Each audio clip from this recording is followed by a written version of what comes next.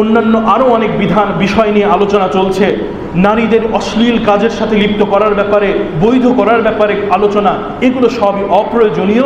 এগুলো সমাজের ভিতরে ক্ষতি ছাড়া ভালো কিছু আনে না। আল্লাহ তাআলা বলছেন, ইন্নাল্লাযীনা ইউহিব্বুন আন তাশিআল ফাহিশাতা ফিল্লাযীনা আমানু লাহুম আযাবুন আলীমুন ফিদ দুনিয়া ওয়াল আখিরাহ।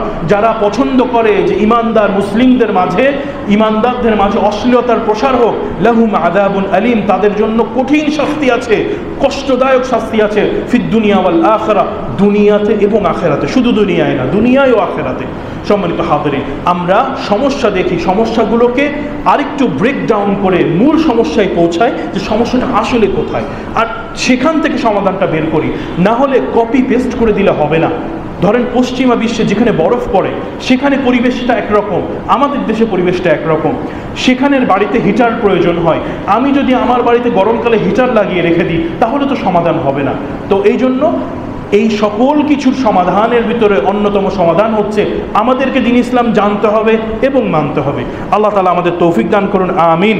সম্মানিত হাজিরিন, আল্লাহ রাব্বুল আলামিন তার প্রতিটি বিধানকে আমাদের কাছে স্পষ্ট করে দিয়েছেন। আল্লাহ রাসূল সাল্লাল্লাহু আলাইহি ওয়াসাল্লাম বলেছেন, তারাকতু ফিকুম আমরাইন লান তাদিল্লু মা তামাসসাকতুম বিহিমা কিতাবাল্লাহি ওয়া সুন্নাতি রাসূলি। আমি তোমাদের ভিতরে দুটি বিষয়কে রেখে যাচ্ছি, যতক্ষণ পর্যন্ত তোমরা সেটা অনুসরণ করে চলবে তোমরা পথভ্রষ্ট হবে না। আর সে দুটো হচ্ছে কিতাবাল্লাহ ওয়া সুন্নাতি রাসূলি, আল্লাহর কিতাব এবং তার নবীর সুন্নাত। আল্লাহ তাআলা আমাদেরকে এই দুটোকে অনুসরণ করে সিরাতাল মুস্তাকিমে চলার তৌফিক দান করেন এবং আমাদের সমাজে যেই সব ক্ষতিকর বিষয় নিয়ে আলোচনা হচ্ছে এগুলো থেকে আমাদেরকে মুক্তি দান করুন, আমিন।